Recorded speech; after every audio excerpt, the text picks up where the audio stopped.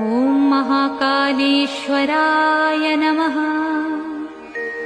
ॐ ओंकारेश्वराय नमः।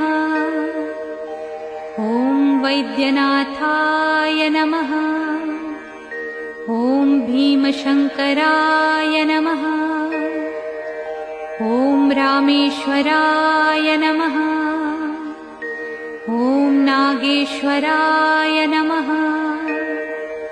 ॐ विश्वेश्वराय नमः। ॐ त्र्यंबकेश्वराय नमः। ॐ केदारेश्वराय नमः।